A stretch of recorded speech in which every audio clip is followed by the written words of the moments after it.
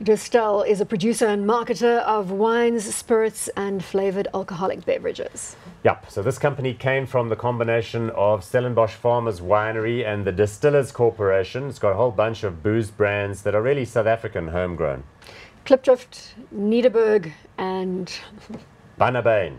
So Bunnahabhain was that Scotch whiskey business that they bought, I don't know, about 2 years ago that got them into the global market. Market cap, 37.3 billion rand, PE ratio, 25.6 dividend yield here, just over 2%. Okay, so they would compete in the local market with Diageo, right? And that's interesting because they, have a pretty substantial position. And those companies you talk about, there's some huge sellers. And we know 3 Ships whiskey, apparently, according to the ads, is at least as good as anything that Diageo makes. With the corporate action in this environment, could Distell be a takeover target? Well, that's interesting because remember the main shareholders of Distell, and they are very big shareholders, are respectively the Remgro Group, who are not going anywhere and not likely to be in action, and SAB Miller. So how does that affect? Well, how big is SAB Miller in the Distell Miller story? may argue, if AB InBev does the deal in due course, that this is a non-core asset for them and that they then may be in play to some extent. Let's have a look at the share price graph here.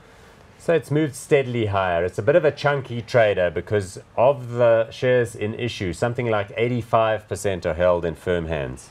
So it's quite hard, in fact, to obtain them.